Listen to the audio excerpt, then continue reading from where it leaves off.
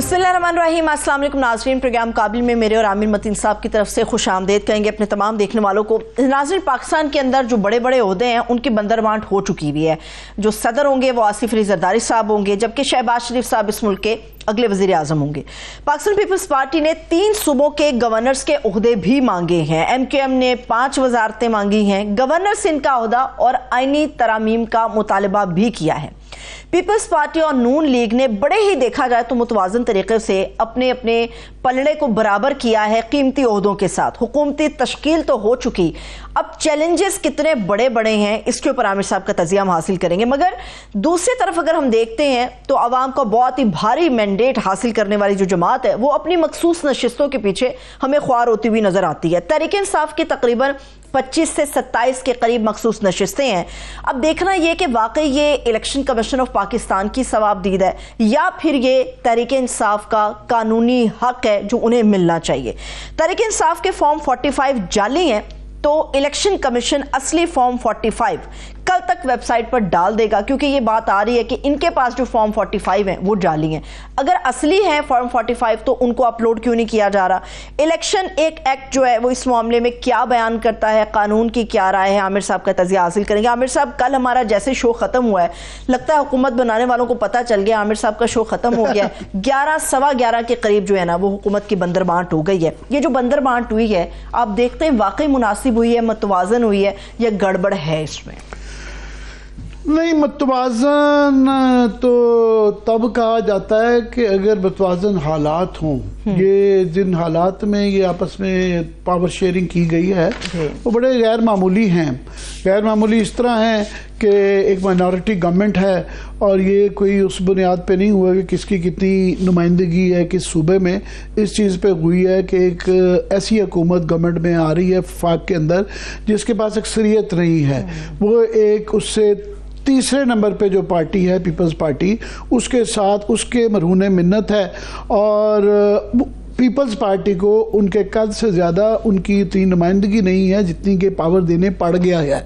और इससे ज़्यादा भी वो पावर शेयरिंग लेंगे और मज़ीद इख्तियारात के लिए भी ले सकते हैं। मगर मैं समझता हूँ उन्होंने अक्लमंदी की है कि फ़िलहाल जो मिलता है वो तो ले लो, क्योंकि उनके हाथ में लगाम है।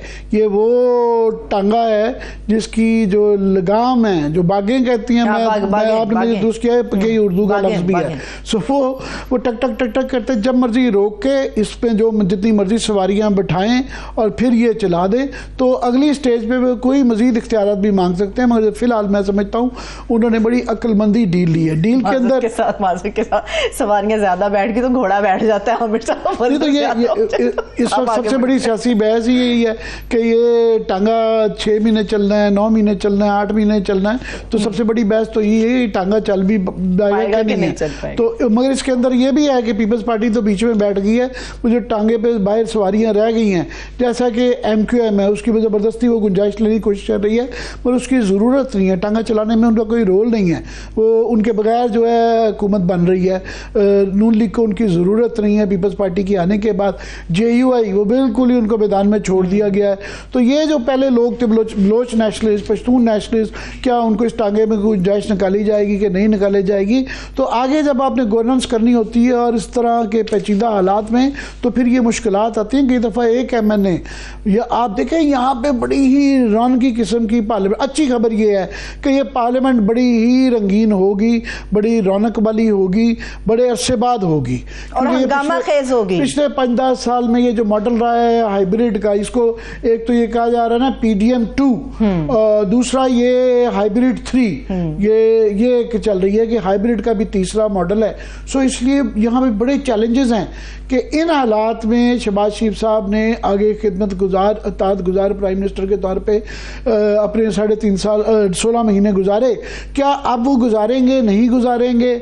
और गुजारेंगे तो क्या मुश्किलात होंगी, कितनी देर गुजारेंगे, नहीं गुजारेंगे तो क्या मुश्किलात होंगी? इसलिए ये टांगा बड़ा ही इसके ऊपर नजर रखनी पड़ेगी। वैसे कोचवान बड़ा इंपॉर्टेंट होता है आमिर साहब।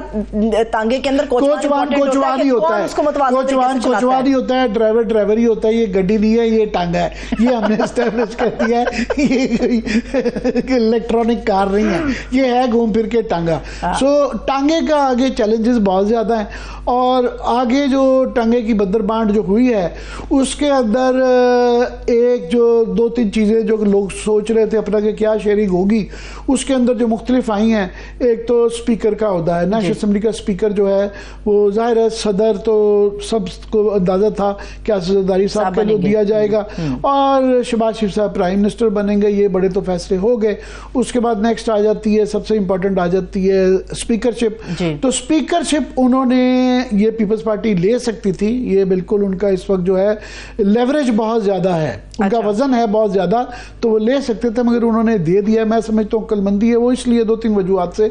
एक तो ये कि आप देखिएगा प्राइम मिनिस्टर के इलेक्शन से ज्यादा मुश्किल इलेक्शन होगा स्पीकर का। जी। उसकी वजह यह है कि सीक्रेट वोटिंग होती है। प्राइम मिनिस्टर के इलेक्शन में सबने हाथ खड़े करके वोट देने हैं, ओपन बैलेट होता है, सबका पता होगा किसने वोट दिया, किसने कोई हिल नहीं सकता। स्पीकर का इलेक्शन जो होता है वो बड़ा एक तो क्रिटिकल होता है कि उसके अंदर सीक्रेट बैलेट होता है, पता नहीं है कौन किसको वोट डाल जाए। अगर वो हार जाएं, जैसा कि 85 की असम्बली में हुआ था कि ख्वाजा सफदर साहब, ख्वाजा आसिफ के वालिद जो थे वो अलग के नॉमिनी थी, और पहला जो हैंड पिक्ड असम्बली गैर पार्टियों के पार्टी वाइज इलेक्शन के अंदर चुनी हुई चोजन असम्बली ने ज़िया-उल-हक जैसे डिक्टेटर के खिलाफ वोट दे दिया था, सीक्रेट बैलेट था, डाल दिया, पता चला जी फखर इमाम साहब जीत गए। सो एक ये एक डर ही रहेगा कि कौन जीतता है, कैसे जीतेगा, उस दिन तो नहीं बता सकता ना कि जी इनकी मर्जी का लगा ले।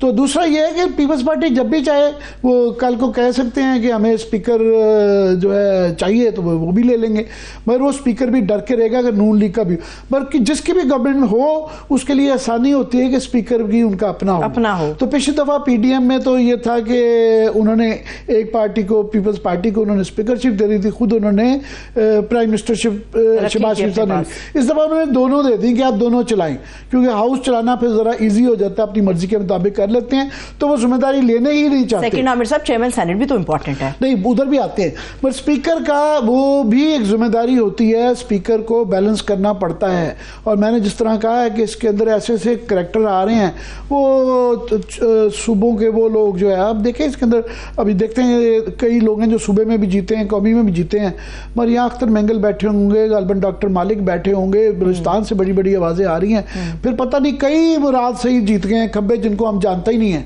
हमें पता ही नहीं है पीटीआई के कौन कौन कहां से जीते हैं, नए यंग ब्लड आ रहा है, बिल्कुल एक रेड ब्लड आ रहा है, तो पता नहीं किसके रंग का खून आ रहा है, तो वो स्पीकर के लिए बड़ा मुश्किल होगा बैलेंस करना। तो पीपल्स पार्टी जिम्मेदारी नहीं लेना जा रही, उन्होंने डिप्टी स्पीकरशिप लेके एक सिंबॉलिक अपनी प्रेजेंस रख ली है। एक बात, अब आगे चले सेनेट चेयरमैन जी, वो उन्होंने ओपन रख लिया कि हम ये बाद में फैसला करेंगे।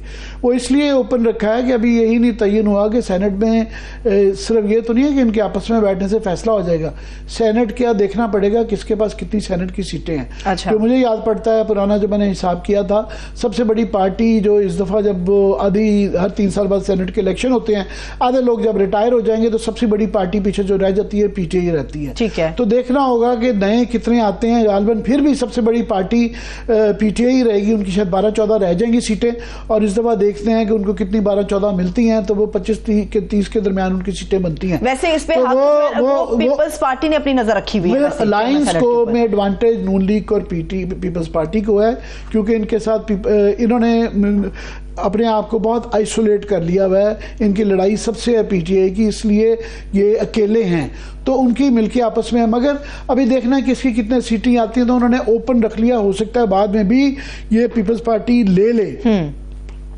और शायद गालबन मोस्ट प्रॉब्ली बाद में उन्होंने छोड़ दिए ले लें। जो दूसरी एक नई चीज़ हुई है कि पंजाब के अंदर पीपल्स पार्टी ने, मैं समझता हूँ बड़ी अक्लमंदी की है कि सिंध के पास उनकी चीफ मिनिस्ट्री है तो इतनी इंपॉर्टेंट नहीं है, तो उन्होंने उसका मुतबादल कर लिया है कि आप सिंध में ले लें, और ताकि आपकी एक नेशनल कैरेक्टर रहे कि प्रेजेंस एक रहे सिंबॉलिक। उनको पंजाब में अगर इम्प्रूव करने हैं अपने प्रॉस्पेक्ट्स, तो पंजाब में कोई ऐसा ठैया चाहिए कि जहां वो बैठ के अपने प्रॉस्पेक्ट्स बेहतर कर सकें, कोई पंजाब के अंदर उनका कोई ऑफिस हो। तो उन्होंने ये गवर्नरशिप ली है। अब देखना ये है कि वहाँ किसको वो गवर्नर बनाएंगे। अहमद महमूद को बना सकते हैं, को, फिर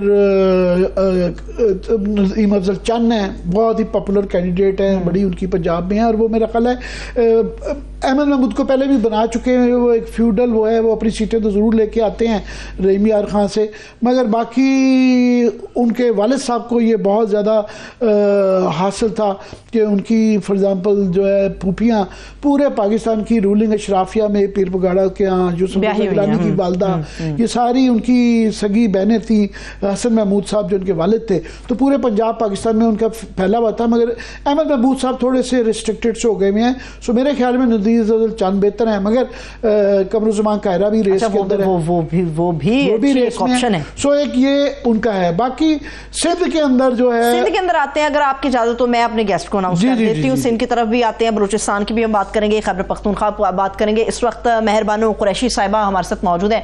बहुत शुक्रिया मेहर साहिबा, थैंक यू सो मच हमें ज्वाइन करने के लिए। जी, हमने कहा कि मेहरबानो बीबी से जरा सिचुएशन लें, क्योंकि यहाँ पे हमने ये पावर शेयरिंग तो शुरू हो गई है, चीफ मिनिस्टर, कैबिनेट, और हम खुद भी ये उधर डिस्कस कर रहे हैं, मगर अभी ये पिछला चैप्टर ख़त्म नहीं हुआ।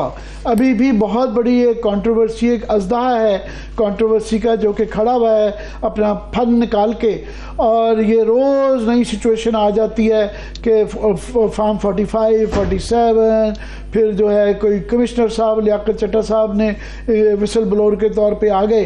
तो मैं चाह रहा था कि मुल्तान में भी क्योंकि बड़ी कंट्रोवर्सी रही, तो मेहरबानो बीबी से पूछना चाहता हूँ कि ये बताएं कि अभी आपके मामलात वहाँ सेटल कर गए हैं कि अभी क्या सूरत हाल क्या है? अस्सलाम वालेकुम जी, सबसे पहले तो आप दोनों का बहुत शुक्रिया कि आपने मौका दिया। मुल्तान की जहां तक बात है तो जी देखिए, मुल्तान में 3 सीटें हैं, 2 नेशनल असेंबली की हैं, NA 148, NA 151 जो मेरी है, और PP 218।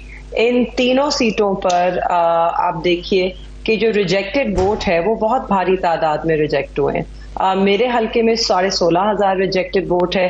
तैमूर मलिक साहब के हल्के में मेरे हाल में 12,000 रिजेक्टेड वोट है, और PP 218 ज़हूर भुट्टा साहब के हल्के में, जो कि एक MPA का हल्का है, वहां पे 13,000 रिजेक्टेड वोट हैं। तो हम इसी को बुनियादी वहाँ पे आपकी कंटेंशन ये है कि ये कैसे मुमकिन है कि मार्जिन विक्ट्री का बहुत कम है और रिजेक्टेड वोट बहुत ज्यादा हैं, खौफनाक हद तक तादाद है, तो ये प्रूव कैसे होगा? ये मैं सुन रहा था पीपल्स पार्टी की तरफ से, वो कह रहे हैं कि जनाब ये देख लें, पड़ी हुई हैं, मोहरें लगी हुई हैं, सबूत सामने हैं। तो जी देखिए, हमारे पास भी सबूत हैं, ना सिर्फ कि मेरे पास मुकम्मल फॉर्म 45 मौजूद हैं, मगर मैं तो उन फॉर्म 45 को क्रॉस चेक भी कर चुकी हूँ। ROs के जो डेजिग्नेटेड थे पर पोलिंग स्टेशन, उनके नाम, शनाख्ती कार्ड और सिग्नेचर्स थे। तो मेरे जो फॉर्म 45 हैं उन पे कोई ऑथेंटिसिटी का सवाल भी नहीं उठा सकता। अब आप देखिए, फैफिन की अपनी रिपोर्ट है इस इलेक्शन के हवाले से, और उस पर फैफिन ने खुद भी कहा है कि सेक्शन 8B के तहत इलेक्शन कमीशन ऑफ पाकिस्तान को रिव्यू करनी चाहिए RO की डिसीजन, जहां पे रिजेक्टेड वोट्स जो हैं वो मार्जिन ऑफ विक्ट्री से भी ज्यादा है। ठीक, तो पहले तो ये पॉइंट हो गया। दूसरा पॉइंट है कि ECP को जहां पर मुतनाज़ा है हल्के, वहां पर रिकाउंट ऑर्डर करना चाहिए है टू गेन ग्रेटर ट्रस्ट, क्योंकि इस वक्त फैफिन भी सवालिया निशान उठा रहा है इस बात पर कि जो ट्रांसपेरेंसी है वो पोलिंग डे पे जरूर मौजूद थी, मगर ट्रांसपेरेंसी को कुर्बान किया गया RO साहब के दफ्तरों में। और ये फैफिन की रिपोर्ट है, ये मेरे अल्फाज नहीं है, ये फैफिन के अल्फाज हैं। उसके बाद जो एक और बहुत ही परेशान कौन चीज है कि इलेक्शन कमीशन ऑफ पाकिस्तान ने फॉर्म 47 तो अपलोड कर दिए, मगर आज दिन तक वो फॉर्म 45 उन्होंने अपलोड नहीं किए अपनी वेबसाइट पर। और चौथा नुक्ता, ये फैफिन भी कह रही है, UN मॉनिटर्स भी कह रहे हैं, जितने इंटरनेशनल ऑब्जर्वर्स प्रेजेंट थे, और ये इलेक्शन एक्ट 2017 के अंदर एक रिक्वायरमेंट है कि उनका मौजूद होना जब वोट कंसोलिडेट हो रहा था बहुत अहम था। और ये भी एक नुक्ता है इन्हीं रूल्स के तहत कि वहां पर कैंडिडेट का होना या कैंडिडेट के एजेंट का होना लाजमी होता है। ये सब जो है तकाजे पूरे नहीं किए गए, और इसके बाद एक मुतनाज़ा रिजल्ट आया है, जो फॉर्म 45 और 47 के बीच में बहुत बड़ा तजाद भी इसी वजह से है। तो शफाफियत पे बहुत बड़ा सवालिया निशान है। लेवल प्लेइंग फील्ड पे तो पहले ही सवालिया निशान था। तो इस वक्त हमारा मानना तो यही है कि इलेक्शन कमीशन नाकाम रही है एक मुंसफाना और एक शफाफ इलेक्शन करवाने में। तो बेहतर तो यही होगा, और अपनी साख बचाने के लिए अब वो जो हमारी appeals election commission of Pakistan के पास हैं उनको स्पीडी तरीके से टेक अप करें और उनमें इंसाफ करें।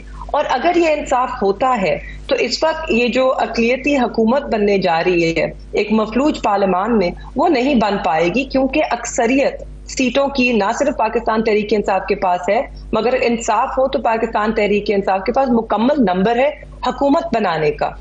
जी, ये जो आपने जो वजूहात तीन बड़ी प्रोमिनेंट किस्म की बताई हैं, एक ये कि जहाँ पे रिजेक्टेड वोट ज़्यादा हो मार्जिन से वहाँ रिव्यू होना चाहिए, रीकाउंटिंग होनी चाहिए, और फिर के 45 फॉर्म जो है वो अपलोड नहीं किया गया, 47 कर दिया गया है।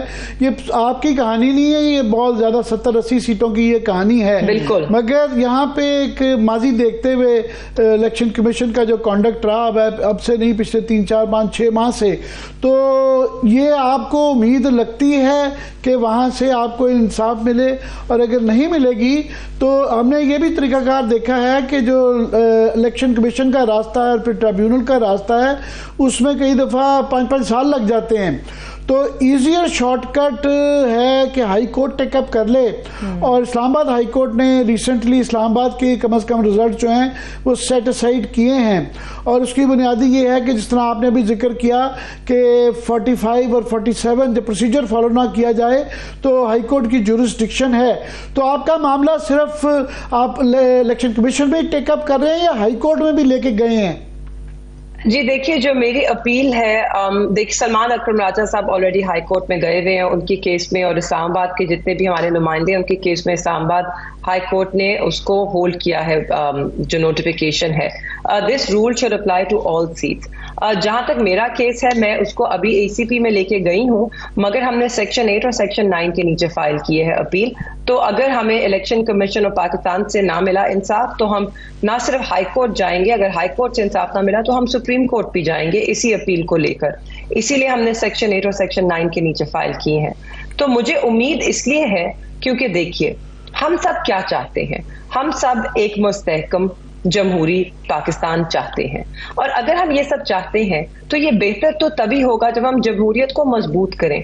और देखिए, जमहूरियत बंदर बांट से या इक्तदार के लिए किए गए फैसलों से ड्राइंग रूम्स में उससे मजबूत नहीं होती है। जब अवाम के मैंडेट पे डाका डलता है और उसके बाद कमरों में, बंद कमरों में बैठ के फैसले होते हैं कि कौन किस सेज पे बैठेगा, उसे जमहूरियत नहीं कहते। अगर हम जमहूरियत को मजबूत करना चाहते हैं तो हमें अपने सिस्टम में, अपने निज़ाम में शफाफियत लाना होगी।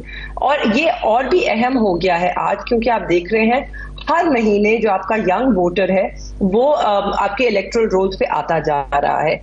इस साल जो 2024 में इलेक्शन हुए 60% वोटर जो है वो नौजवान था। अगले इलेक्शंस में ये तादाद और बढ़ जाएगी। और तो हम इन नौजवानों को क्या पैगाम दे रहे हैं कि आपके लिए पाकिस्तान में नौकरी नहीं है, मुस्तकबिल नहीं है और ना ही आपकी आवाज है। तो क्या इस पैगाम से हम पाकिस्तान को मुस्तहकम बना सकते हैं? क्या हम अपनी नौजवान नस्ल के बगैर पाकिस्तान को आगे लेकर चल सकते हैं? ये सवाल हम सबको, सियासी जमातों को और सारे इदारों को इस मुल्क के, ये सोचना होगा इस पे कि हम अपने मुल्क को कहाँ लेकर जाना चाहते हैं और किस किनारे लगाना चाहते हैं। बिल्कुल, ये सही फरमा रही हैं आप। हमारा ये मानना था कि जिस किस्म का मैंडेट आया, ये बहुत सी जो लोगों ने अपनी अंदाजे लगाए हुए थे उसके बरखिलाफ आया, तो आम तासुर ये था कि इसके बाद शायद कोई गुंजाइश निकलेगी, कोई रिलीफ मिलेगा PTI के लिए। तो आपके वाले साहब अभी भी जेल में हैं, मुकदमात फेस कर रहे हैं। कोई आपको ऐसे इशारे मिले हैं कि आपके लिए कोई नरमी पैदा हुई हो, कोई थोड़ा सा लचक नज़र आ रही हो? नहीं जी, हमें अभी तक तो कोई ऐसा इशारा तो नहीं मिला, मगर जब मैं देखती हूँ कि 9 मई के केसेस में जो कुछ खवातीन और कुछ लोग ज़ेर हिरासत थे उनकी बेल्स हुई हैं, तो मुझे उम्मीद ज़रूर मिलती है कि शायद अब हम पाकिस्तान के ज़ख्मों पे मरहम रखना चाहते हैं और इसको कहते हैं आगे बढ़ना। हम इंसाफ के निज़ाम को लेते हुए आगे बढ़ना चाहते हैं। देखिए, जो मुलव्विस थे अगर तो उनके खिलाफ शवाहिद होते तो अब तक वो प्रोसिक्यूट हो चुके होते, मगर 10 माह गुजर गए हैं, कोई प्रोसिक्यूट नहीं हुआ, कोई शवाहिद ठोस सामने नहीं आए, ठोस क्या किसी किस्म के शवाहिद सामने नहीं आए। 9 मई का सानिया हम सब ने उसकी मजम्मत की और आज भी करते हैं, और हम तो कह रहे हैं कि उसके लिए एक शफाफ इंक्वायरी होनी चाहिए है। मगर अब सियासी इंतकाम का निशाना ना बनाया जाए लोगों को, किसी भी जमात के। हम सबको आगे बढ़ना है, हमें जमहूरियत को लेकर आगे बढ़ना है, हमने इंसाफ के निज़ाम को लेकर आगे बढ़ना है, क्योंकि पाकिस्तान को जिन मुश्किलात का सामना है ना, वो बहुत कठिन है, बहुत भी मुश्किल फैसले करने हैं, और ये तभी होंगे अगर हम सब यकजा होकर उन्हें सॉल्व करने की कोशिश करें, ना कि यूं बट के। जी, ये आपका मुल्तान के रिजल्ट्स के ऊपर ऑफ कोर्स एक और सवाल भी इसलिए आ जाता है कि पंजाब के अंदर एक लहर रही है और पिछले 30-40 साल से एक मूड चल रहा है कि पीपल्स पार्टी वाइप आउट हो गई हुई है। तो ये दरमियान में वही ट्रेंड जो पिछली दफ़ा था कि गुजर खान में और एक आदि मुजफ्फरगढ़ में और रहीम यार खान, ये 3 पावर पॉइंट्स थे जहाँ पीपल्स पार्टी को मिलती थी। तो इस दफ़ा सिर्फ जो एक डिफरेंट चीज़ हुई है कि मुल्तान में उनकी जो ख़ास तौर पे गिलानी ख़ानदान के प्रॉस्पेक्ट जो हैं एकदम से ब्राइट हो गए हैं और ये पिछले से एक तब्दीली नतीजों से नज़र आई है। मगर वहाँ पे अभी सिचुएशन ये है कि इस बात की उम्मीद हो सकती है कि यूसुफ रज़ा गिलानी साहब को अगर सेनेट का इलेक्शन लड़वाया जाए, क्योंकि उनको सेनेट की चीज़ छोड़ना मेरे ख्याल में कोई मंतकी तौर पे इतना अक्लमंदी नहीं होगी कि आप अपनी बनी बनाई सेनेट की छोड़ें। और नॉर्मल तरीका ये है कि कौमी असम्बली की छोड़ते हैं, क्योंकि वहाँ जो है इलेक्शन करवा के आप दोबारा जीत सकते हैं। तो वहाँ फिर ये एक सिचुएशन आएगी, अगर आपका ये नतीजों में फैसला नहीं होता कि बाई इलेक्शन मुल्तान में होगा, तो बाई इलेक्शन होता है इन हालात में अगर, तो क्या वहाँ अब सूरत हाल क्या होगी? आई नो इट्स हाइपोथेटिकल, और आप कहेंगे कि इलेक्शन कमीशन का आप उम्मीद है कि वही रिजल्ट ठीक हो जाएगा, पर लेट्स से अगर नहीं होता देन व्हाट? हाँ, अगर हम एक मफरूजे पे बात करते हैं ना, अगर एक हाइपोथेटिकल पे बात करते हैं, राइट, तो अगर हाइपोथेटिकली मुल्तान में बाई इलेक्शन होता है NA 148 में, तो आप अवाम का रद्द अमल देखेंगे। देखिए, लोगों में बहुत गम और गुस्सा है जिस तरह उनके मैंडेट पर डाका डला है। उन्होंने बहुत मुश्किलात का सामना करके हम सब ने ये इलेक्शन लड़ा, हमारे वर्कर्स ने, हमारे वोटर्स ने बहुत मुश्किलों का सामना किया और उसके बावजूद वो कामयाब हुए। आज जो उनके वोट पे डाका डला है, अगर उनको मौका मिलेगा दोबारा अपनी राय देने का, तो वो और भी जोरों शोर से वोट देंगे और वो वहां पर उसकी हिफाजत भी करेंगे जैसे पहले की, और इंसाफ लेकर रहेंगे। अगर ये ना हुआ तो इसके बहुत मनफी असर होंगे पाकिस्तान के लिए, और हमें उस तरफ नहीं जाना चाहिए है। सही है, ठीक है। उन रास्तों से बचना चाहिए जो पाकिस्तान के अंदर अदम इस्तेहकाम की वजह बन सकते। बहुत शुक्रिया मेहरबान कुरैशी साहिबा, हमारे साथ तहरीक इंसाफ की रहनुमा मौजूद थी। आपके वक्त के लिए बेहद शुक्रिया।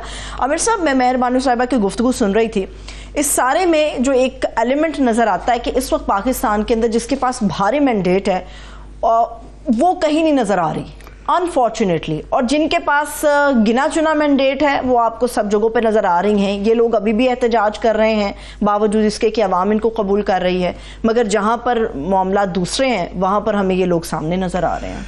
जी, जाहिर है अब जो नतीजे बना लिए गए हैं उसके मुताबिक ही होगा, मगर फिर भी मैं समझता हूँ कि PTI को KP के अंदर हुकूमत बनाने से कोई नहीं रोक सकता, और वो यहाँ भी पब्लिकली एग्जिस्ट करते हैं कि मखसूस नशिस्तों पे हैं। फिर असम्बली पर आएगी तो वो जाहिर है उसके अंदर भी प्रेजेंस नज़र आएगी। तो वो जो उनको बिल्कुल दीवार से लगाने की कोशिश की, वो दीवार के साथ बिल्कुल नहीं लगे हुए हैं। मैं तो समझता हूँ आगे से उनकी ये मैंडेट आने के बाद जो है सब कुछ तो बांट के खा लिया इन लोगों ने, अभी दीवार से लगाना और क्या होता है। बहरहाल इसीलिए तो उनके पास ये गुंजाइश है, वो जाहिर है इसकी मज़ामत कर रहे हैं और ये मज़ामत चलती रहेगी। तो इसलिए जो भी हुक्मरान होगा, ये शहबाज शरीफ साहब के लिए और मरियम बीबी के लिए हुकूमत करना आसान नहीं है। इन मामलात को निपटाए बगैर ये मामलात लटकते रहेंगे, अदालतों में रहेंगे, इलेक्शन कमीशन में रहेंगे, सड़कों पे रहेंगे, ये आप देखिएगा ये सिलसिला जारी रहेगा। सो ऐसे हालात में PDM 1 नहीं चल सकी तो PDM 2 के तो बड़े मुश्किल आता है। बहुत ही चैलेंजिंग सिचुएशन है, और उसमें खासतौर पर जो मैं मुकम्मल कर लूँ कि जो इस वक्त पावर शेयरिंग हुई है उसके अंदर आप देखें सिंध को भी चलाना है, चलें जी, वहाँ पे बड़ा मैंडेट क्लियर हो गया, पीपल्स पार्टी के पास क्लियर मेजॉरिटी हो गई, उनकी हुकूमत हो गई पक्की। MQM का क्या करना है, वो भी तो डिमांड कर रही है। MQM देखें वहाँ पे अब उन्होंने नून लीग ने तो ले ली है तो अपनी गवर्नरशिप वहाँ पे सिंध के अंदर। अब वो एमक्यूएम वो कह रहे हैं कि जी हमें दें, वो गवर्नरशिप का ओहदा मांग रहे हैं। अब ये बड़ा फैसला है नून लीग के लिए मैच पड़ेगा कि नहीं, वो अपने पास रखना चाहेंगे कि वो भी सिंध में अपने प्रोस्पेक्ट, जिस तरह पीपल्स पार्टी पंजाब में बढ़ाना चाहती है वो सिंध में बढ़ाना चाहेंगे, उनको भी एक ठैया चाहिए। मगर एमक्यूएम एक बहुत बड़ा मसला है, उनको जरूरत नहीं है। एमक्यूएम के साथ हाथ ये हो गया, एक तो बहुत बड़ी लॉटरी निकल आई कि कोई भी मानने के लिए बड़ा मुश्किल काम है कि इनकी 17 सीटें जो निकाल ली हैं, हाँ। कि वो कैसे निकलेगी। वो बिलावल भुट्टो खुद कह रहे हैं कि 17, वो कह रहे हैं 17 यार गॉड से हर कोई ये कह रहा है, मगर वो 17 सीटें हैं। अब उनको सिंध पीपल्स पार्टी का कोई मूड नहीं है उनको शराकत देने की सिंध में, बिल्कुल ऐसे। वो अब कह रहे हैं जी इस वक्त आज बड़ी मज़ेदार खेस खबरें चल रही थी कि एमक्यूएम नहीं मान रही। ओ भाई, एमक्यूएम को ब्लैकमेल करने का कोई उनके पास लेवरेज ही नहीं है, नहीं बाकी बचा। तो ये नून लीग की मर्जी है कि नजरुल्लाह नियाज़ हुसैन वो कहें जी for the sake of this country की स्टेबिलिटी हो, ब्ला ब्ला, या कोई अच्छे तल्लुकात हों, या कहीं से इशारा है कि इनको गवर्नरशिप दे दी जाए तो शायद दे दी जाए, शायद ही आमिर साहब गवर्नरशिप नहीं छोड़ेगी। नून लीग की मर्जी है, वो वैसे क्यों अभी करेंगे, उनको जरूरत नहीं है। तो हाँ, अगर कोई शहबाज शरीफ साहब का मूड आया हुआ है या कहीं से उनको, शहबाज शरीफ साहब के लिए बड़ा मसला है ना, PDM 2 है, याद रहे कि ये हाइब्रिड 3 एंड PDM 2 है, हाँ। तो हाइब्रिड 3 के तकाजे भी पूरे करने हैं, तो शहबाज शरीफ साहब को तो ये डील करनी पड़ती है। उसके अंदर इंपॉर्टेंट हाइब्रिड 3 में हो जाती है बलूचिस्तान। अब वहां पे वो तो आधी आधी रोटी खानी वहाँ पे अब वो पीपल्स पार्टी ने, मैंने जिस तरह प्रेडिक्ट किया था, उन्होंने चीफ मिनिस्टरशिप तो ले ली है। अब JUI है, वो पहले ही मौलाना तड़पे में हैं, वो बहुत नाराज़ हैं। अब उन्होंने शेयरिंग मांगी कि हमें बलूचिस्तान में गवर्नमेंट के अंदर हम उनकी बराबर की 10-10-11 तीनों की ये बराबर की तकरीबन सीटें हैं, तो 11-11-10 शायद। तो वो आज उनका जवाब हो गया उनका, जी मौलाना टू लेट, आप लेट आए हैं कि गालिबन उन्होंने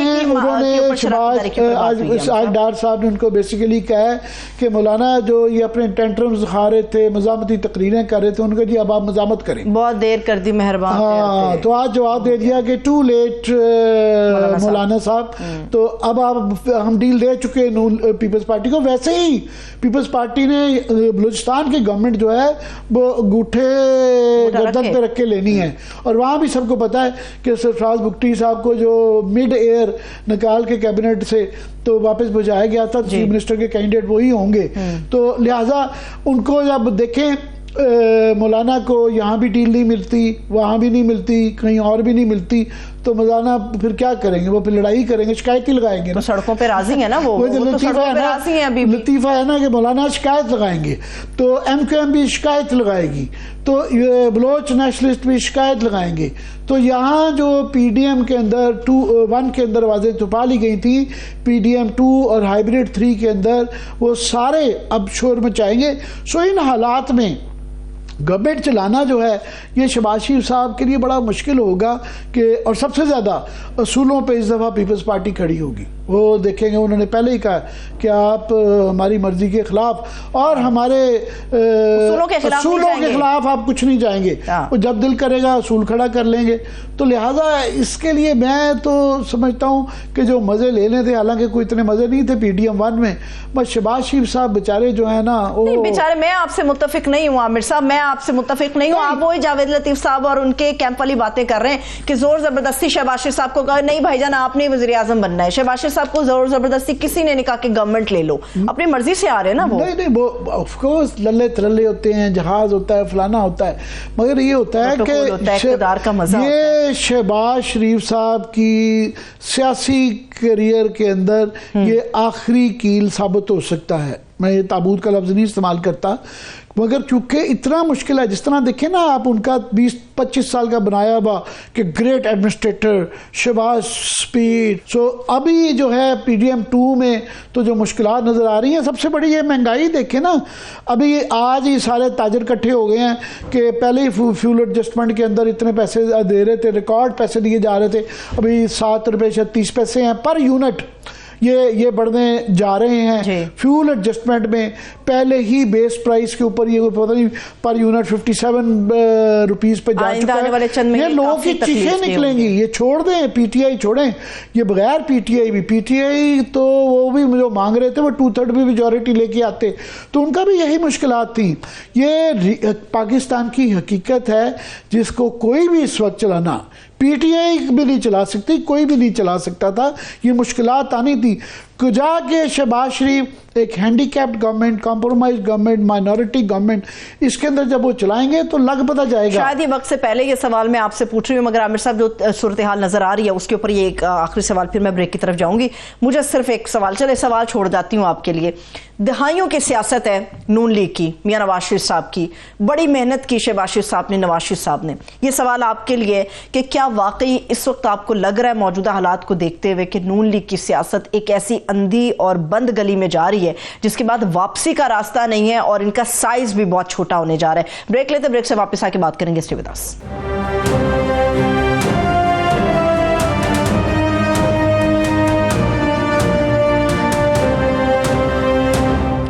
ब्रेक के बाद एक बार फिर से तमाम देखने वालों को खुश आमदेद कहेंगे। आमिर साहब, नून लीग की सियासत के ऊपर एक सवाल आपके लिए छोड़ा था, फिर मैं आगे बढ़ती हूँ, मैं चाहूंगी इसका जवाब आप मुझे दें। जी बिल्कुल, ये मैंने कहा, ये शहबाज शरीफ साहब ने आप बिल्कुल सही कह रही हैं, जानते बूझते हुए लिया है, क्योंकि एक इख्तियार का एक मजा ना कि 2 टाइम प्राइम मिनिस्टर, कॉरिडोर में एक हमेशा के लिए तारीख के अंदर नाम लिखा जाता है तो कॉरिडोर में तस्वीर लग जाती है, तो वो एक एजाज तो होता है, तजस्सुस होता है, मैं वज़ीर आज़म बन जाऊं। मगर वो है कि हर इंसान का एक विजन ऑफ ग्रेटनेस होता है कि वो अपनी क्या लेगेसी छोड़ना चाहता है। वो सिर्फ उस कॉरिडोर के अंदर अपनी तस्वीर लगाना चाहता है कि वो चाहता है कि उस तस्वीर के ऊपर हार भी फूलों का पहनाया जाए, पर यहाँ वो प्रॉस्पेक्ट्स नहीं लगते हैं क्योंकि बहुत मुश्किल हालात है। यही बहस चल रही है कि 3 महीने 6 महीने, क्योंकि माइनॉरिटी गवर्नमेंट है। हाँ, वहाँ पे अब सवाल आ जाता है असल में पंजाब का कि ये गवर्नमेंट अगर गिर भी जाती है, जो कि इम्कान हो सकता है क्योंकि माइनॉरिटी है, जब भी इनकी लड़ाई आपस में होनी ही हो रही है। ये कई दफ़ा होता है ना, एक की इसकी मुज़मिर है इसकी हैयत के अंदर ये एक हकीकत कि इनकी आपस में लड़ाइयाँ रहनी है, पीपल्स पार्टी की और इनकी, और मुश्किलात जो है। और सूबों को क्या करेंगे? सूबों के अंदर मुस्तहकम गवर्नमेंट्स हैं।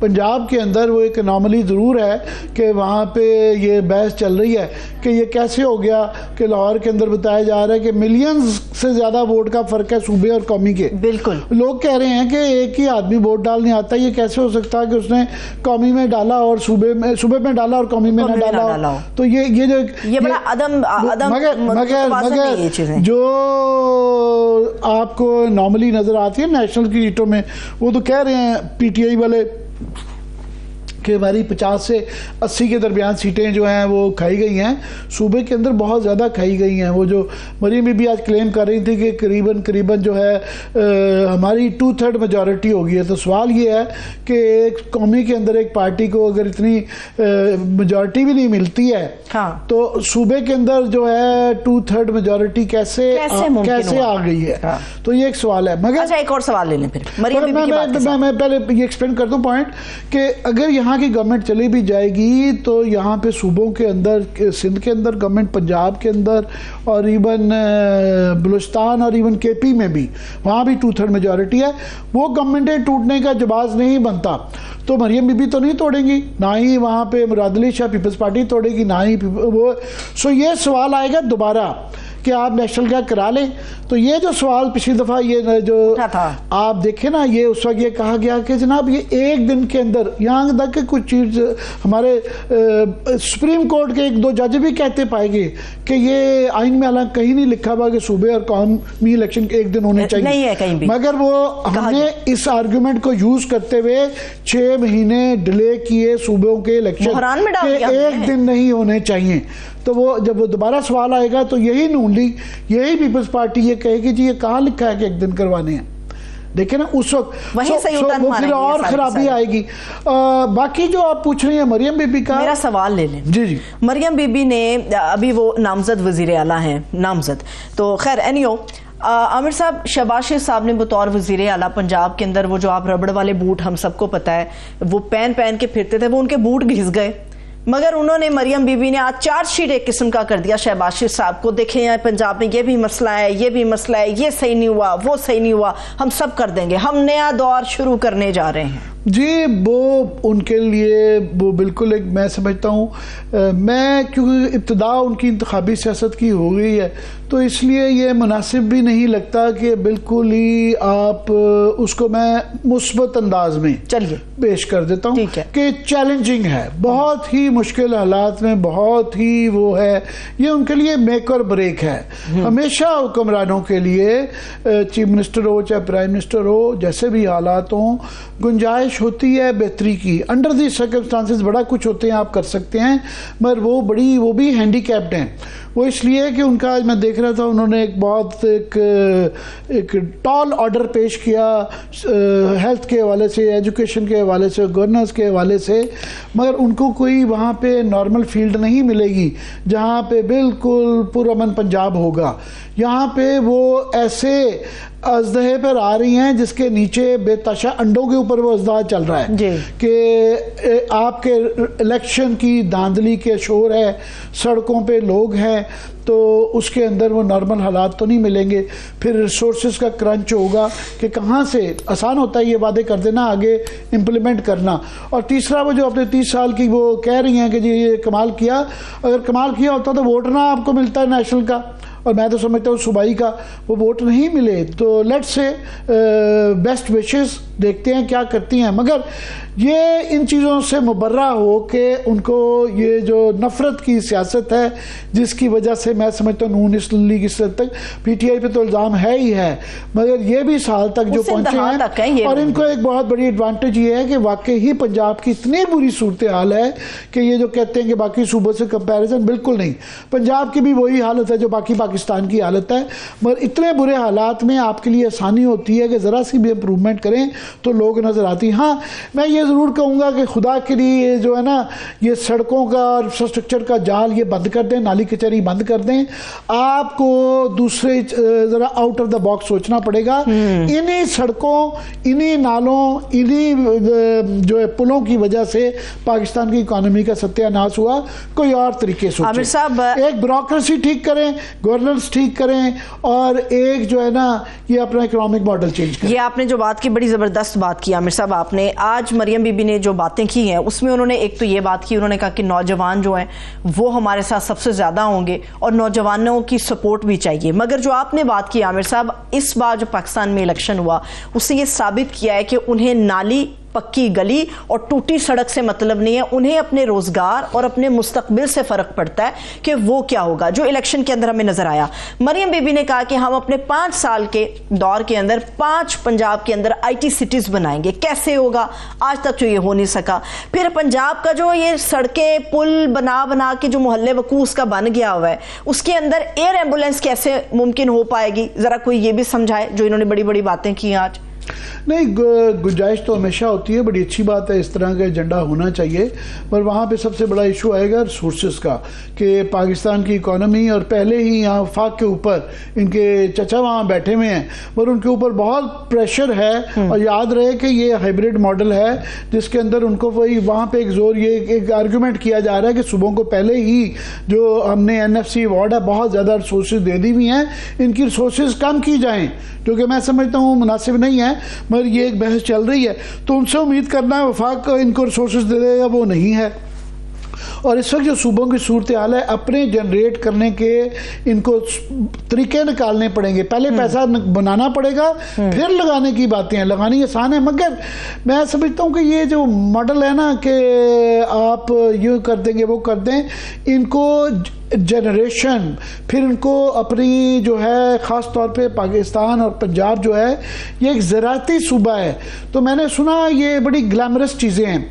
ये बिल्कुल इस जाल में ना फंसें कि सिर्फ लोगों को दिखाने के जो होते हैं ना, लोग इसमें नहीं जाते हैं गहराई में। फॉर एग्जाम्पल, गवर्नेंस के अंदर सबसे बड़ा मसला इनका चैलेंज होगा कि लोकल बॉडीज़ के इलेक्शन करवाएं। लोकल बॉडीज़ के बगैर, बल्दियात के बगैर दुनिया में कोई मॉडल नहीं है तरक्की का, वो वहाँ से शुरू होती है। उसके बाद फिर ये है कि आप ब्यूरोक्रेटिक रिफॉर्म, वो करें, अदालती निज़ाम ठीक करें। अब ये वो चीज़ें हैं जो कि इम्पॉर्टेंट हैं, पर जब आप इस रेस में पड़ जाएंगे कि ऐसे प्रोजेक्ट लगाएं जिसको नज़र ज़्यादा आए, आपको लोगों के अदालती निज़ाम, इंतज़ामी निज़ाम और जो है बल्दियाती निज़ाम, स्ट्रक्चर्स ठीक करने हैं, पहले ये ठीक होंगे तो उसके बाद है। सो बहरहाल वो शुरुआत है, तो इसलिए मैं कोई ऐसे नकाइश भी नहीं निकालना चाहता। देख रहे हैं वो अगर पंजाब में बेहतरी करेंगी तो ये पाकिस्तान की बेहतरी होगी, पाकिस्तान की बेहतरी, अवाम की बेहतरी है। बिल्कुल, मुझे इजाजत दीजिए, अपना बहुत सा ख्याल रखिए, खुदा हाफिज।